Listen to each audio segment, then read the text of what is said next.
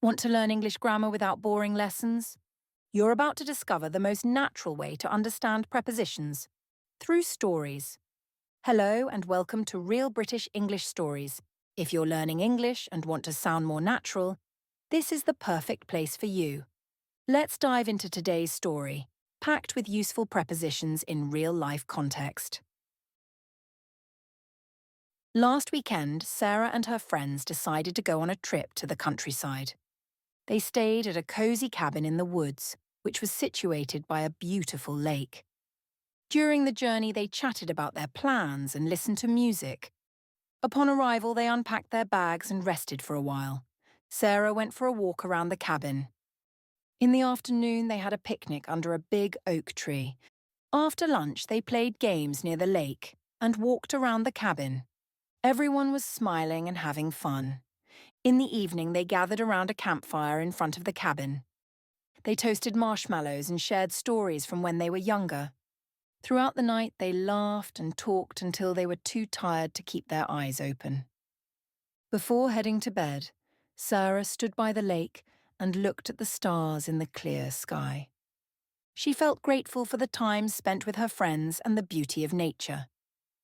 On Sunday morning, they packed their things and cleaned the cabin.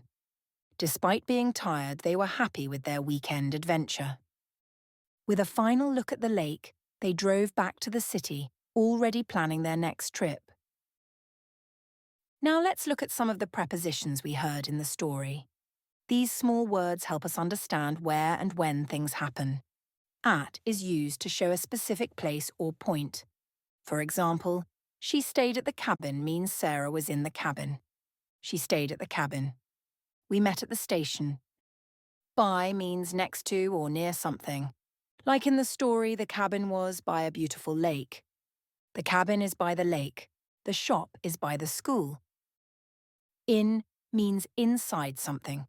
For example, in the woods or in the clear sky. The picnic was in the woods. There are stars in the sky.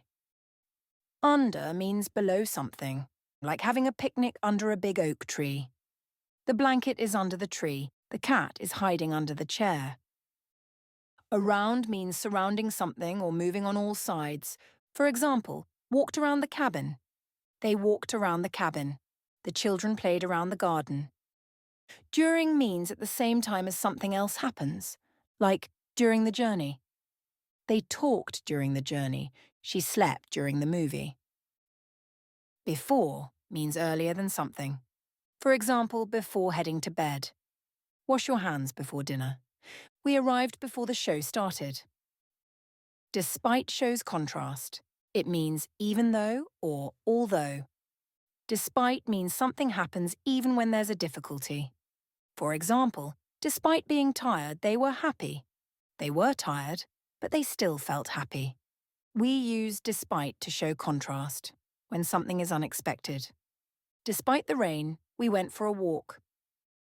In front of means ahead of, or before something. For example, they gathered around a campfire in front of the cabin. They stood in front of the cabin. The car is parked in front of the house. Keep an ear out for prepositions in your own conversations and favourite stories.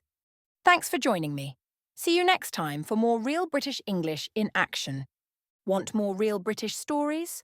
Hit subscribe and let me know which preposition confuses you most in the comments.